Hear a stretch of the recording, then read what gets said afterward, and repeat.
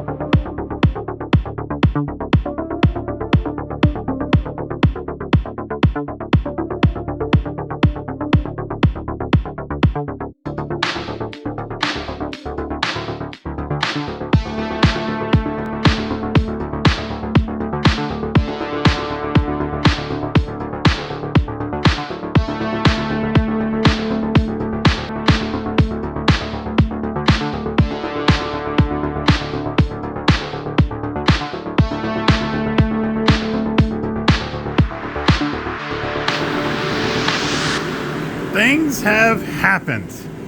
And I know it's been a while, but I had sniffles that took a little while to get rid of.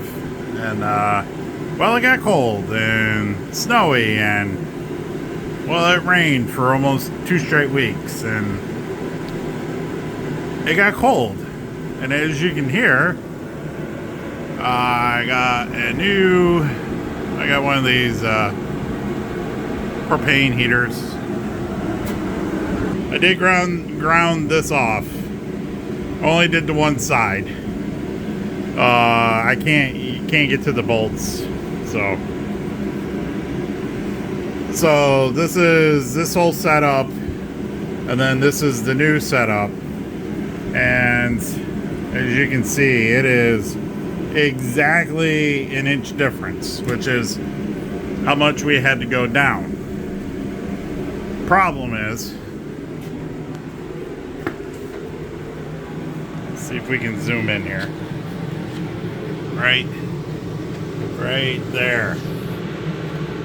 Zoomy zoom. It's too far forward. And you might be asking yourself, how do you know it's too far forward? Well, the pulleys, I still got to put the pulleys on. That's the sway bar, and they interfere. The water pump pulley would actually be in the radiator, because the radiator sits about right here. I still got a fan, and transmission hasn't moved. And that's, I don't know, say 2.5, 3 inches. I can't move the forward, I can't move the engine that much. I can't move it that forward, that enough. Oh, and it's hard to see, but the pan's hitting the crossbar, or the cross member, sorry. So that doesn't work either. And I really don't feel like fabricating a new pan.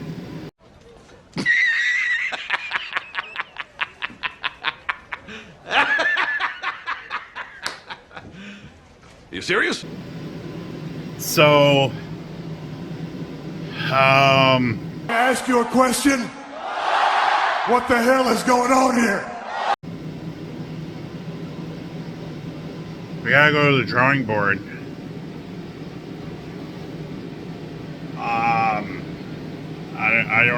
I don't know where to go.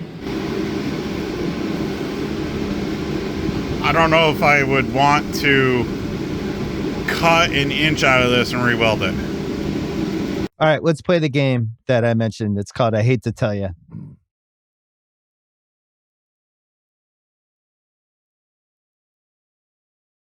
Let's talk a tale about brake lines. Just to get everyone caught up, I took the motor back out because it wasn't sitting right. There it is. I don't know what I'm going to do with the motor mounts. And I have several sitting right here. Well, that's a tale for a different day. Let's talk about brake lines. I wanted to redo the brake lines that were here because I didn't like them. So that's what I did. I started with this brake line, and look at that bend, and look at that bend. And if you get down here, look at that nice 90. There's a 90 back here, right? And you see that? That's wiggling. It's going to put in union right there.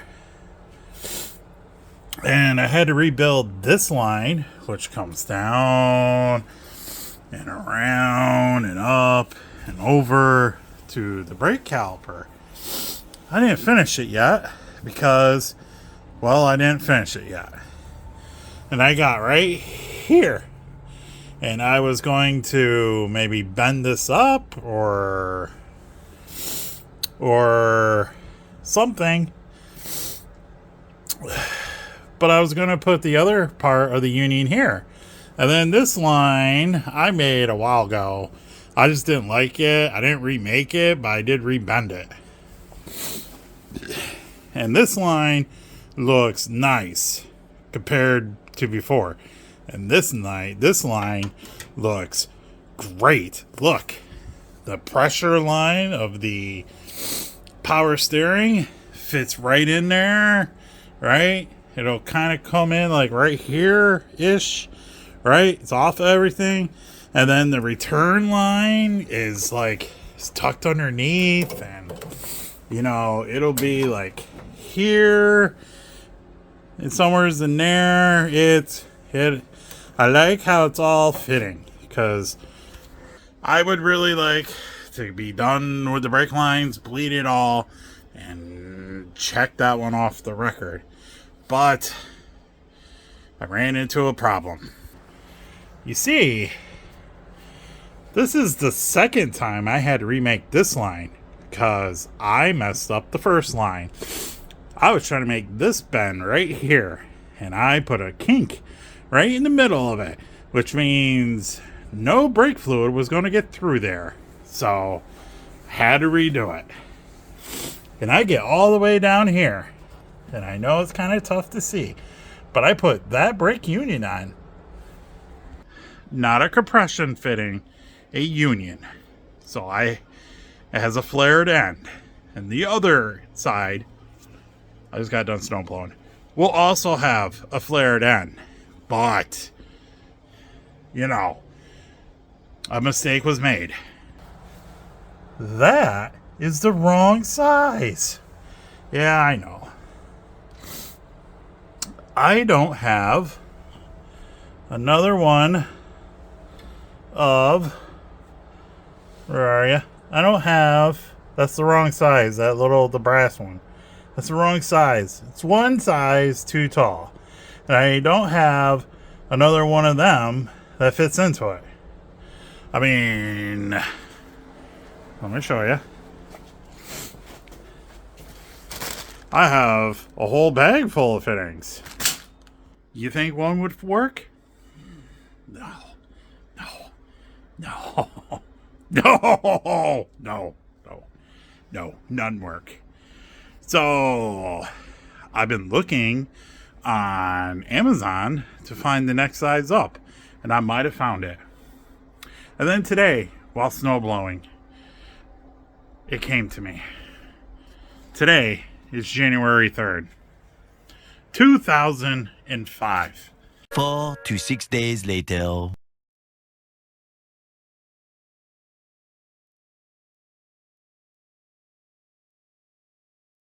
I've fallen and I can't get up. Several months later.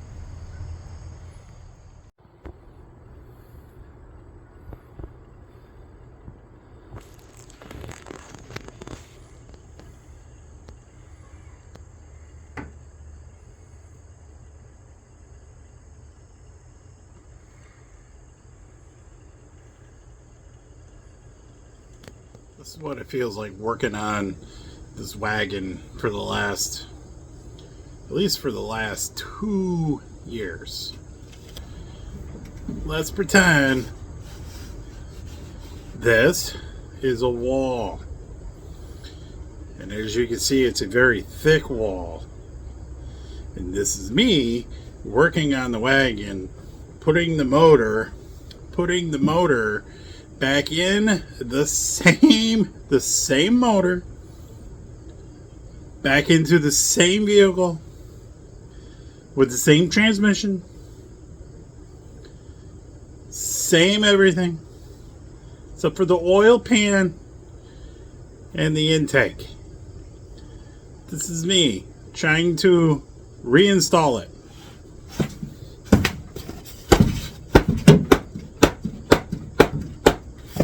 I don't get this.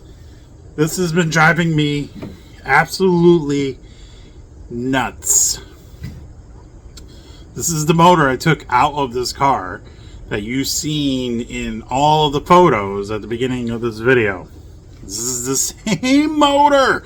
The same motor.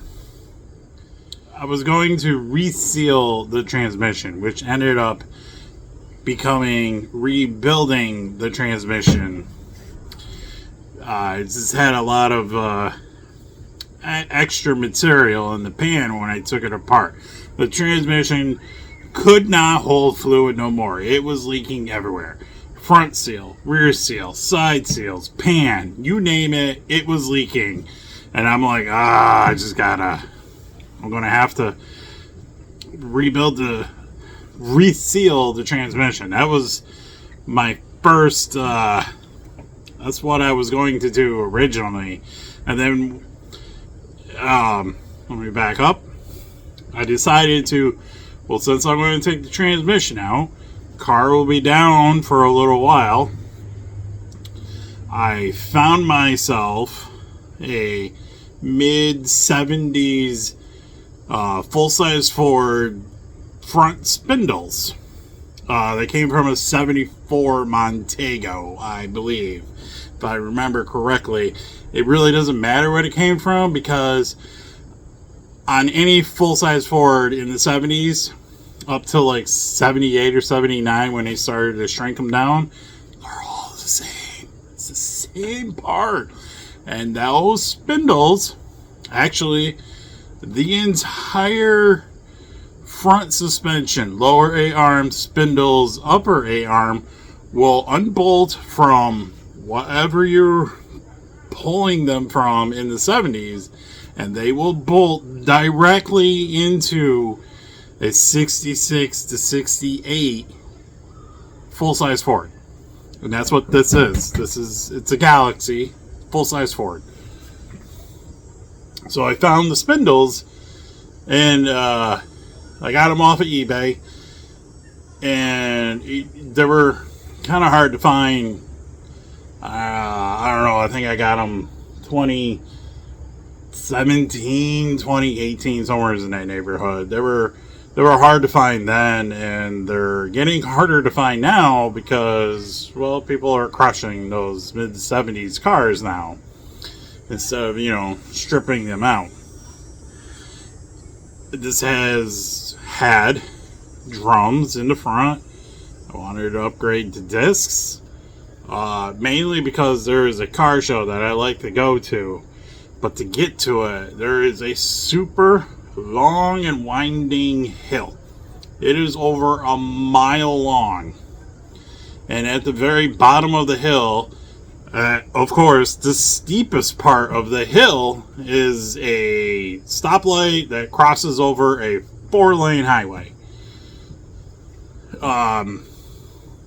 I took this car to that show one time, and I got halfway down that hill, and I used up all the drum brakes. They got too hot, and we didn't stop at the bottom of that hill. Thankfully, it turned green, and I coasted through it. But from that point on, I was like, I gotta get better braking power.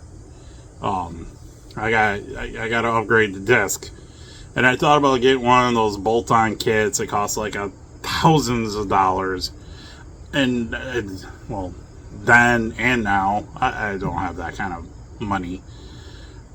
And then I started seeing that if you could find the spindles from a mid-70s Ford, they will bolt right on. As luck would have it, I own a 74 Cougar. It's in pieces. That's a story all on its own, but it's the same frame. It's considered a full-size Ford. From 73 to 74, the Cougar completely changed. 73, it was still built on the Mustang platform. 74, it moved over to the full-size Ford platform. So it's a full-frame car. Some of the curves still look like a 73. The noses are a little bit different. Back's a little bit different. But underneath, it's a different vehicle altogether. Nothing interchanges, suspension-wise. So, I already had a set of those spindles. Of course, I kind of needed them, So, I took one and kind of held it in place. I'm like, I think there's some truth there. I think the old-timers are right. Damn it! They're always right! And so then I hunted down for another set, and none of those things don't exist in junkyards around here anymore. And I found some on eBay, and I think I gave $75 or $80.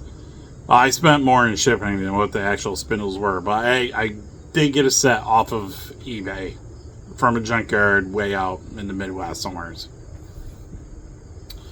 So my thought process was, if I'm pulling the transmission to reseal it, even that is going to take me a little while, because it's been a long time since I've been inside of a transmission.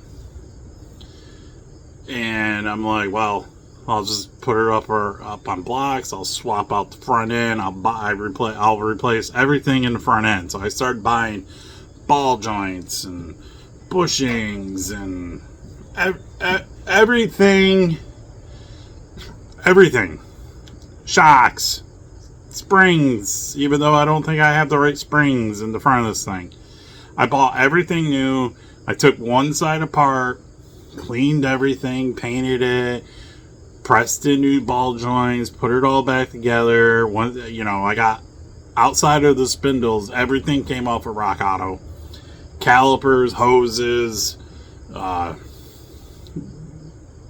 brakes, rotors, bearings, seals, dust caps. It all came off of Rock Auto. And sure enough, it went right. I didn't change my control arms. I used what I had. Went right on. Bolted right on with the ball joints for a 66. And the tie rods will move in ½ inch maybe. That's about the only difference. So I decided, instead of wrestling to get the transmission out from underneath this thing on my back in the driveway, I decided that I'll just take the front end of the car off, which I knew had where the battery sat. Underneath the battery, it was all rusted out. I'm like, I'll just pull the motor and transmission as one unit. It'll just be easier for me. And then since I got the rad support and everything out, it'll allow me to experiment, practice some rust repair in an area that once the car gets all put back together, no one's going to see it. But it'll be better than what it was, which was very holy. I went to church every Sunday and twice on holidays. So I swapped out the front end, and then I made room here in the barn. And I got this thing at an angle, and it doesn't fit in here. It takes up all the room. But once I got it in here, then I started doing the rust repair on the fender and inner fender well, and the rad support. I had to do a little bit there, and then little odds and ends. And then I took a fender off, and I had to do some more rust repair up in the corner. That all went, as well as it could go. Is it the best? No, but for my first time, never doing something like that, I thought it came out good. Plus, it also helped that the driver's side was not rusted at all, so I had that to go by. COVID hits, parts dry up. Used to be able to go on Rock Auto and get all sorts of parts for this thing, and there was still a couple of parts that I needed. And as soon as COVID hit, they were gone, and they're still not back. So that slows me up.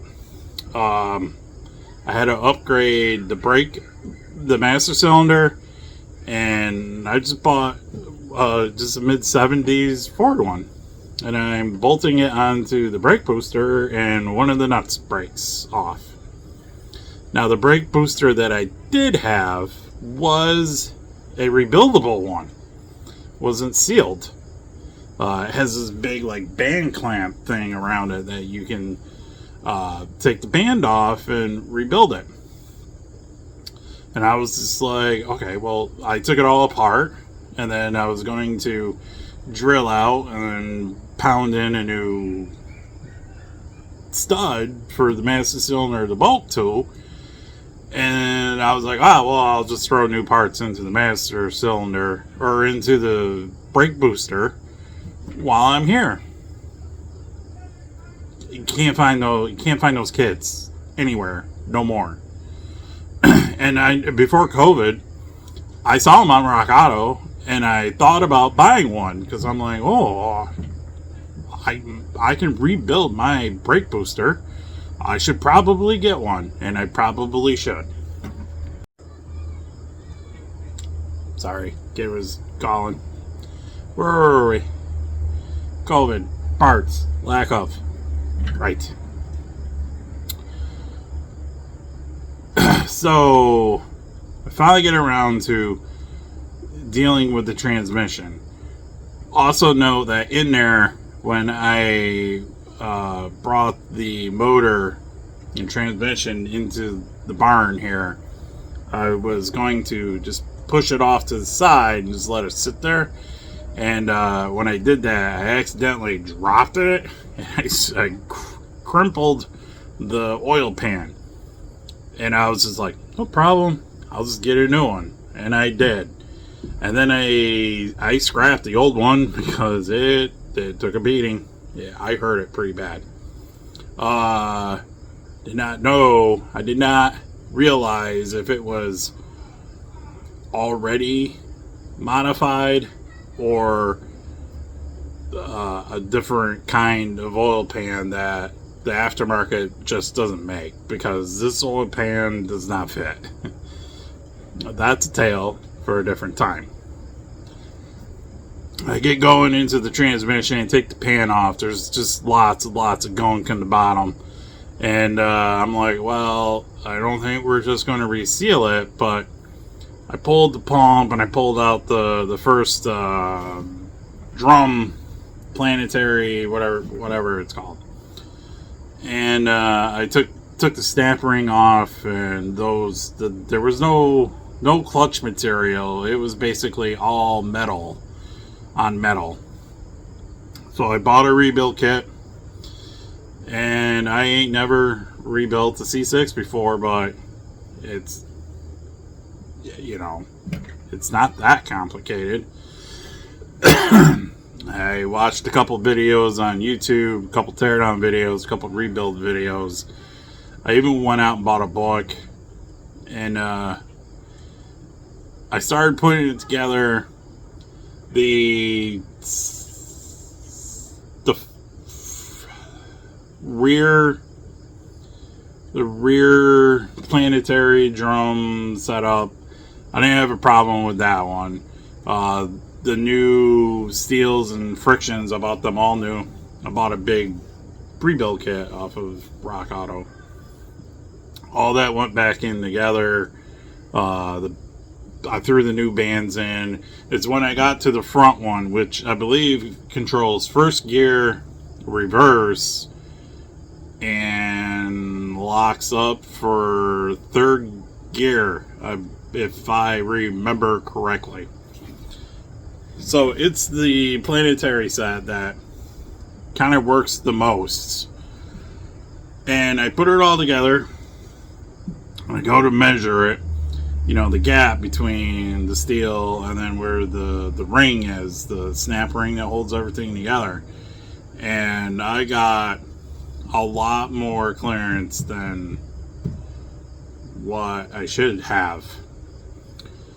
So then I tried to like sneak another steel in there, and then I can't get the snap ring in. So I measured the steel, the steel plates that are in there, and I have it written down somewhere, but I want to say there's 60 thousandths or 64 thousandths or somewhere in that neighborhood. And then I discovered through Google that they come in two sizes. They come in standard, which is what I got, and then there's slightly bigger, and those are 75,000, 80,000, something like that. So I did math, which hurt my brain, but the math came out that if I could get a set of the steels that were thicker than standard, my clearance between the top steel plate and the stamp ring would have fell in like 15 thousandths or maybe 20. No, 20 is too big. I think it was 15 or 12. In spec though. It would have brought it in spec. So I go to eBay and I found a listing for oversized, the thicker steel plates for a C6. I ordered them. They come in. I don't measure them. I just slam it all together. And, well, you'll never believe this, but they were the wrong ones. They were standard. And the package even said oversized. And I was like, well, I already have these. So then I found another set. I want to say it was off of Summit. Not eBay. That, again, were supposed to be the thicker steel friction plate. Well, not the friction plate, but the steel plate. They were supposed to be thicker. They were advertised as thicker and had the thickness on them. And again, they only come in two sizes, standard and then these thicker ones. I ordered them and they come in and I'm looking at them and I'm like, why do these look exactly the same size as the two sets that I have, plus the set that came out of the transmission? So 3 sets. And I took one out, I mic'd it quick, and it was the same size. And I'm just like, are you fucking kidding me? So now I got 4 standard sets. So at this point, I had the rest of the transmission completely done. And months are going by at this point trying to track down these things. I said, fuck it. Slammed it together, threw it all together. And it's still like that. And that's when I finally got all the rust repair. The front end bolted back together. New brake lines. I found a brake booster that works, and I had to modify it a little bit to work with the pedal, but I got it on there. I had to do some wiring. I actually found a wiring harness that wasn't a lot of money, believe it. It was $60, I think. And it's the wiring harness that takes care of, you know, the ignition and everything not alternator or headlight related.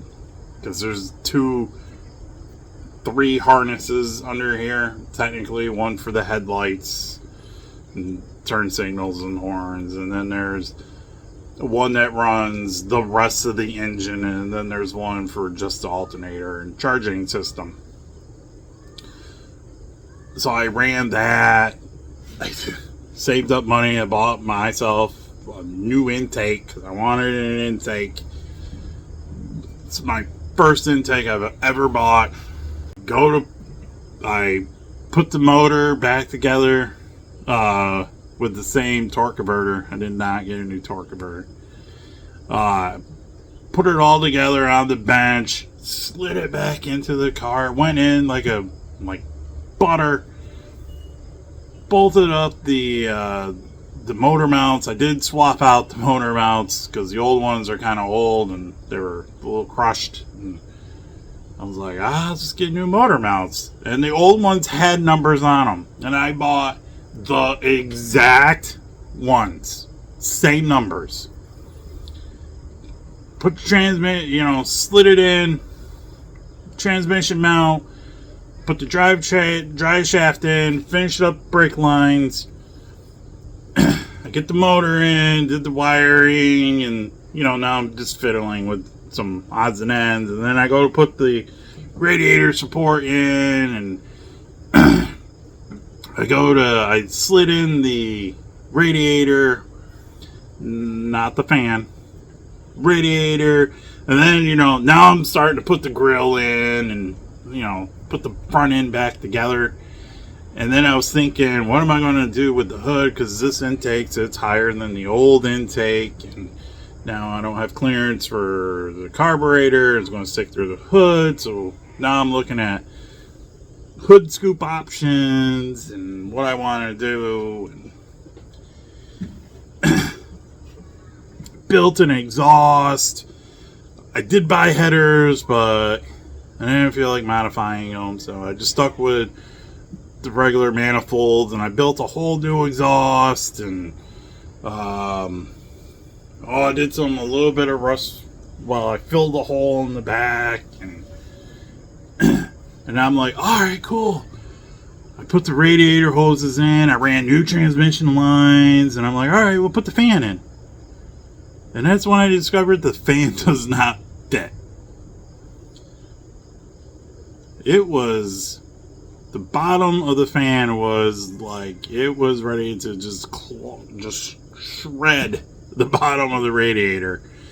And I was like, something ain't right here. And that's when I took that angle gauge and I started putting it on stuff. And I'm like, I thought to myself, that motor seems to be sitting up a little bit higher than what it should. But I changed the intake and it's different because I had a stock 4-barrel intake and it's just basically flat. Level with, not even low, it's like that carburetor's at level with the valve covers, and this is, it's a Wyland dual plane.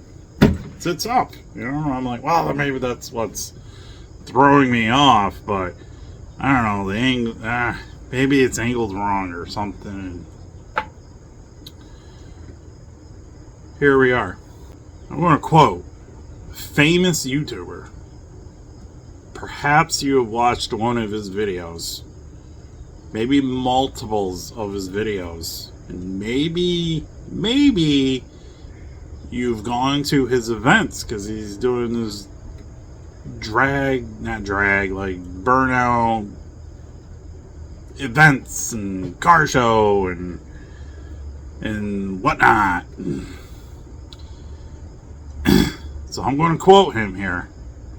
And don't get angry with me, but listen. Help me understand. A feller is so confused. I don't understand how I can take the same motor out of this car, reinstall the same motor, and the transmission did not move. I did not change the transmission mount. Nothing. It's all back to where it came from. And it just does not fit anymore. Like, I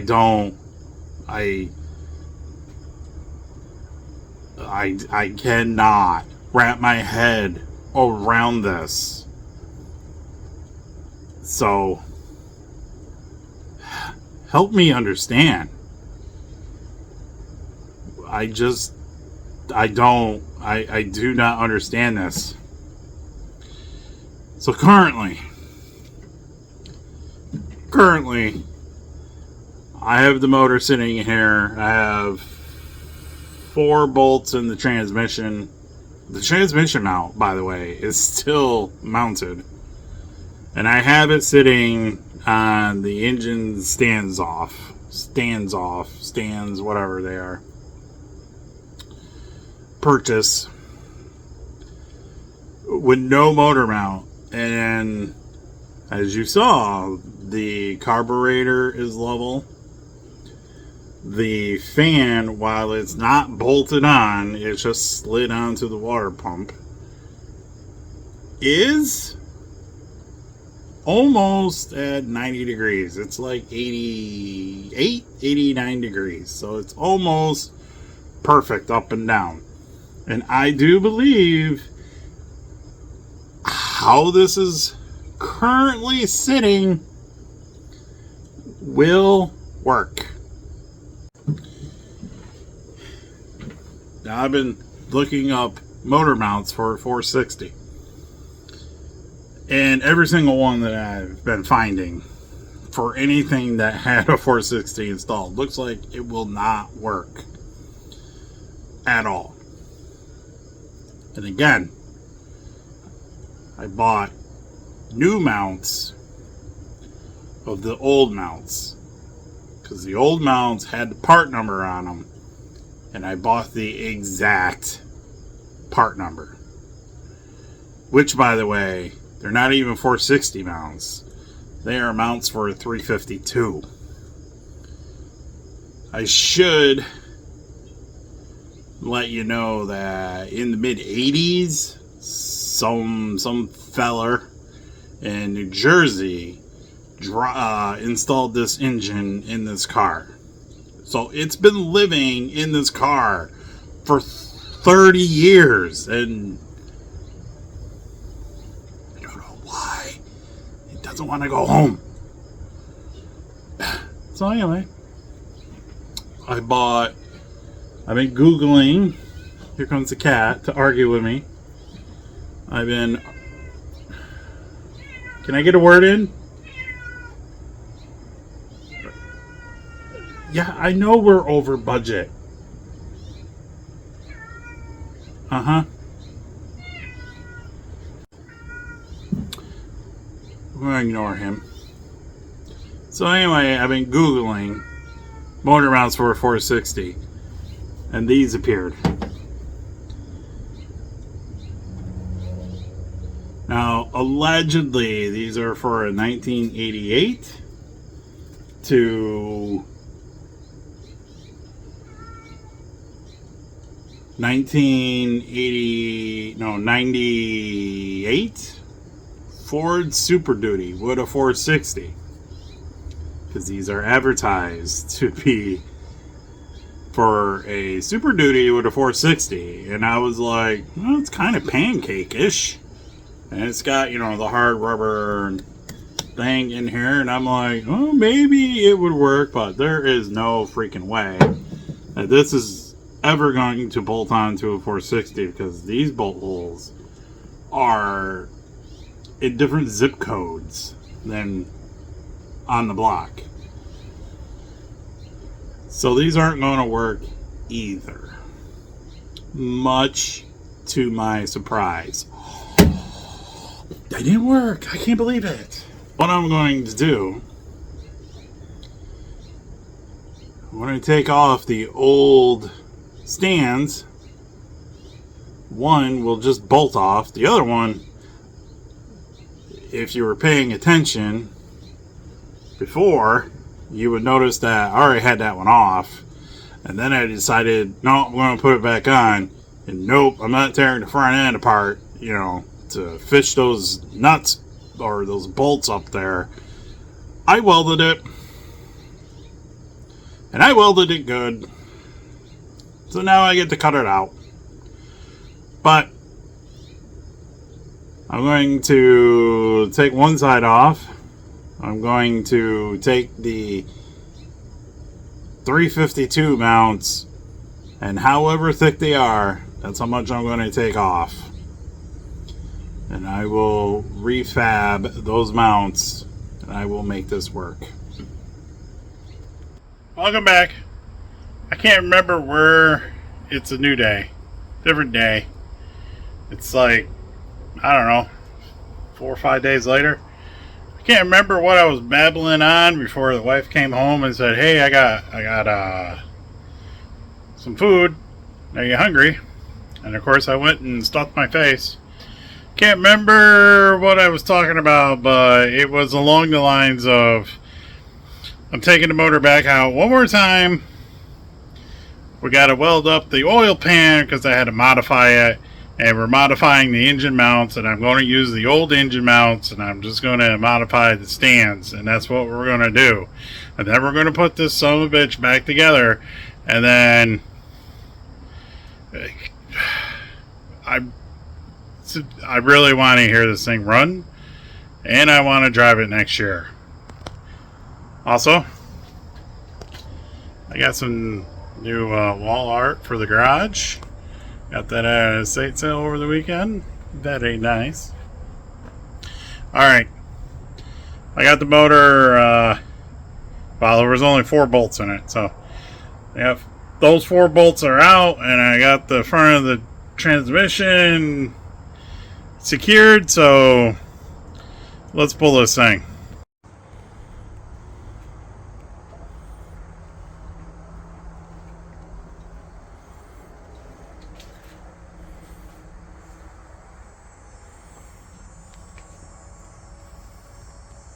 Well, once again, I took the motor back out of the wagon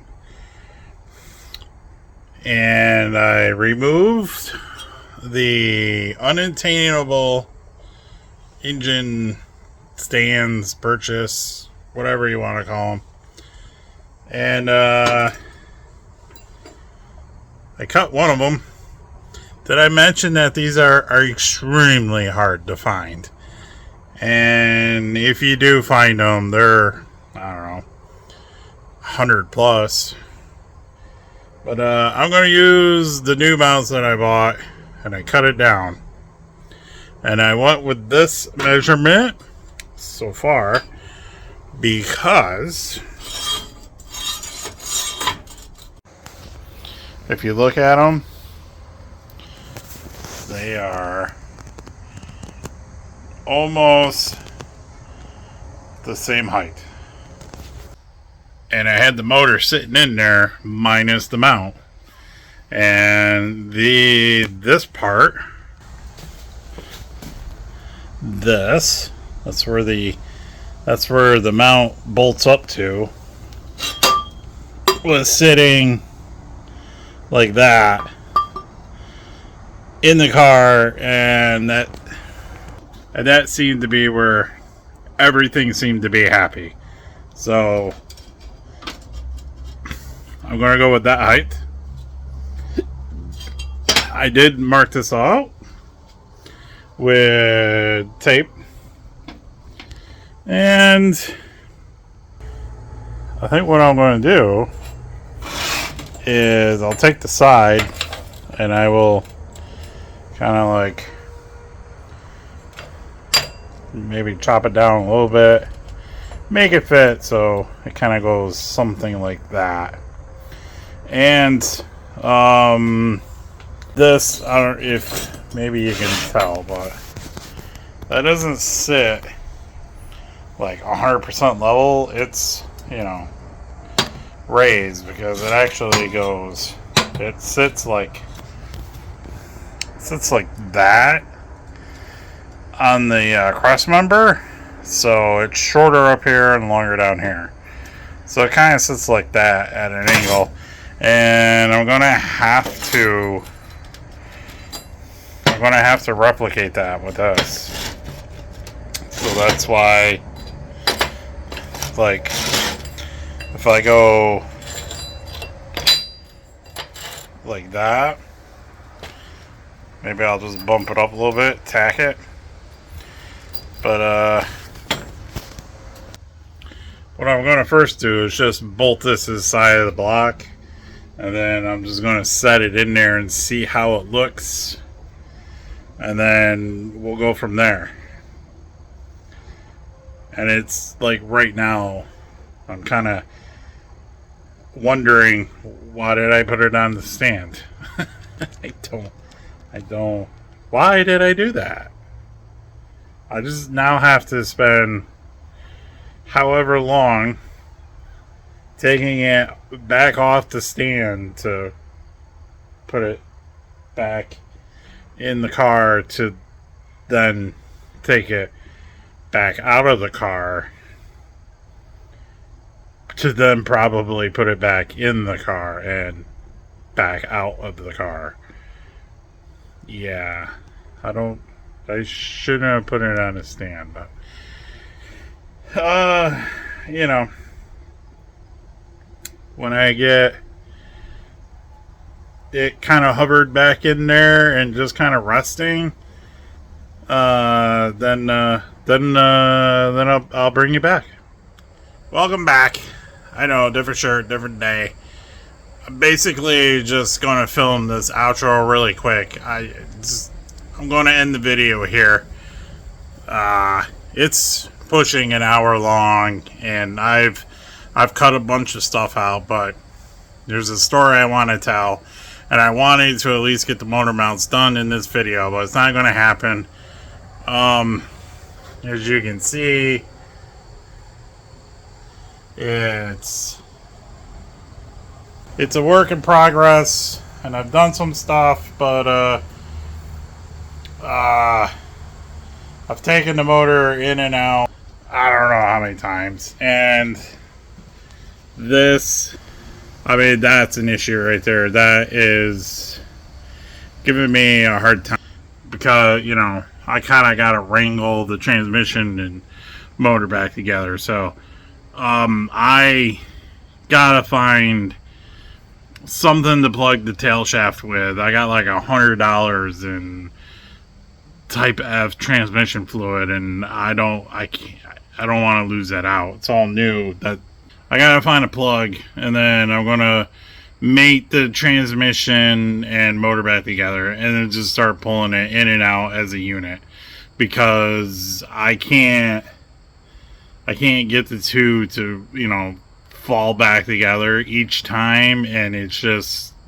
you know, driving me nuts. I can't get a good, like, I don't know if that's where it's supposed to be. Do I gotta cut some more off? Do I gotta add some more on? So I gotta take the transmission out, which means I gotta you know, take the linkage out and the mount, dry shaft, you know, all of it. It's all gotta come back out, cross member. So I'm going to end the video here, and maybe I cut her up into 2 parts. I don't know, but I gotta end it here because I'm not going to be able to get what I want to get done in this one video. So we're going to end it here, but the story will continue as soon as I get the 2 together. That way I can just slide her in and out as one unit, and I can get the motor to sit where I want the motor to sit. Then, you know, I will document that, and hopefully we can get this part done so we can get back to putting it back together. Alright, thanks.